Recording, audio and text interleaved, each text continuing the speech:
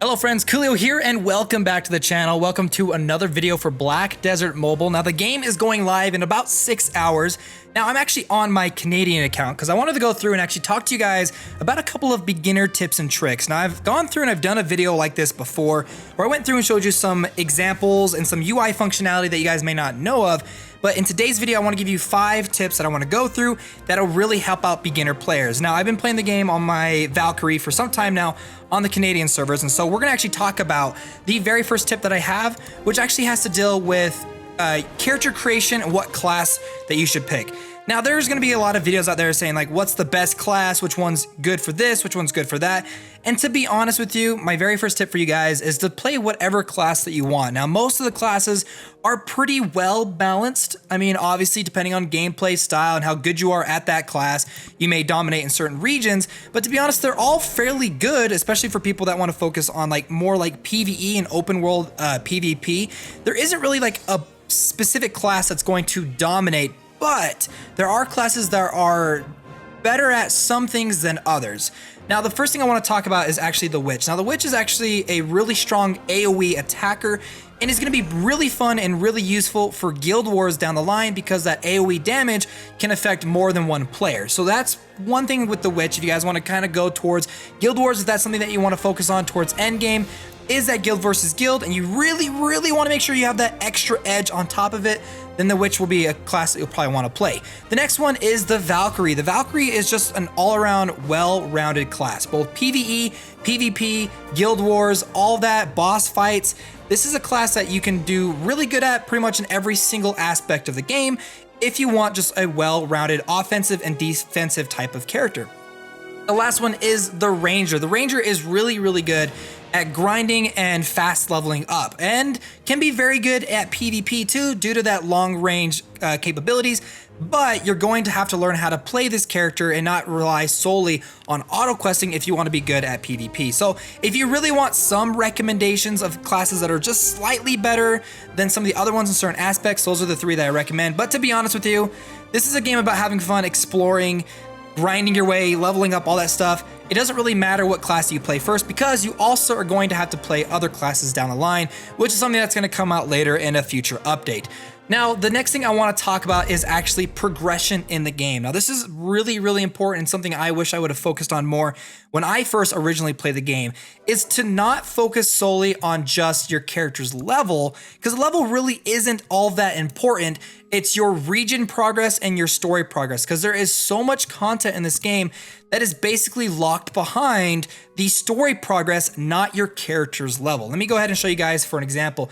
This button right down here, the open requirements button, will show you a bunch of stuff in this game that you can actually play through that will give you certain things such as the Black Spirit mode, obtaining your camp, extract black stones from enhanced gears. All these different things, forging armors and weapons, unlocking the node system, will mainly come from you completing the main storyline and not just solely focusing on your character's level. Now, if you really want to quickly progress, the storyline is a great way to do that. So following the main quest line will level up your character, but will also take you through those necessary progression blocking points in order for you to unlock certain things for your character to continue your progression. Specifically when it comes to the Black Spirit Awakening, this is stuff that you're going to be unlocking as you play through the game's main storyline, not through your character's level. Things such as equipping your Lightstone, auto combat while in the field, unique gear, being able to equip unique gear, purchasing pets with black pearls.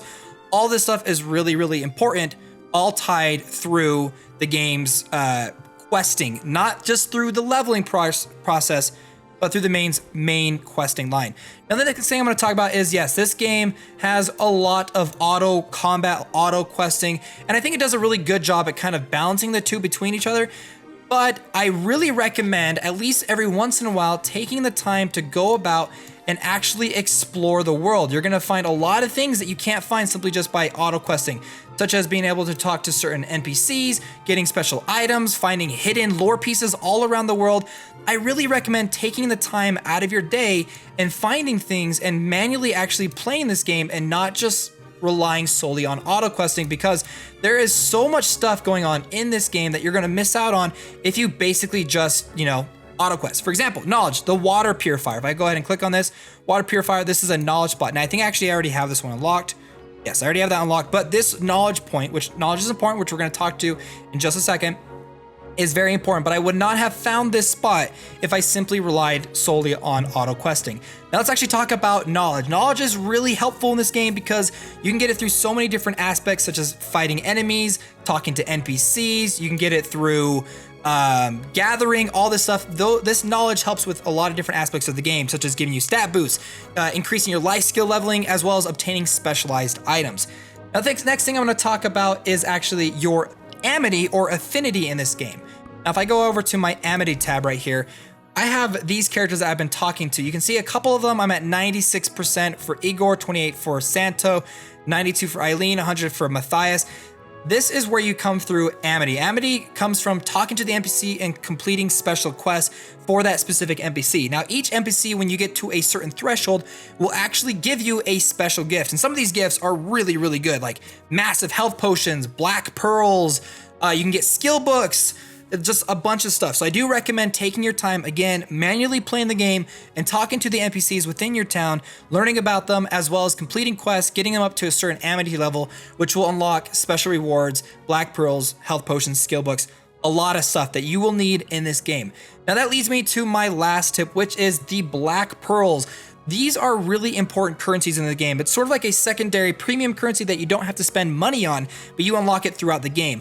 Now, unfortunately, unlike I believe the Korean version of the game, it's not going to allow us to actually exchange them for cosmetic items. I know that in other regions it is possible. Maybe they will allow that in the future, but there's a lot of really great stuff that you can get with the black pearls in this game. One, for instance, Talish's shop.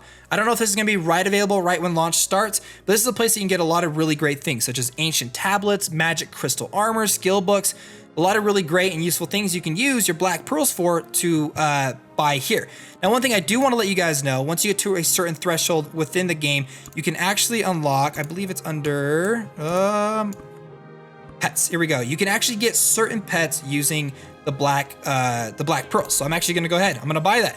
Look at that. I just got a new pet. Pets are really important in this game. You have to get to a certain point in the game before you're able to actually purchase them with black pearls, but don't go and spend them willy-nilly. But if you guys do want a recommendation on something that you can buy on a daily basis that will actually help you out, specifically at the very beginning of the game, is to head on over to the MISC tab, go to general goods, and there's this item right here, the chicken soup chest.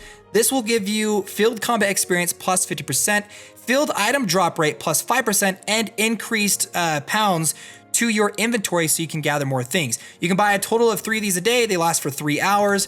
And for only 1 black pearl, it's a really, really good deal. So for those of you that really want to level up as fast as possible, buy your chicken soup chest daily, use them. They are fantastic. So there you guys go. That's just some more beginner tips and tricks I wanted to share with you as the global release is coming any hour now. Well, within 6 hours, but I am playing on my Canadian account because I just wanted to play the game. So I decided to hop on and do this for you guys.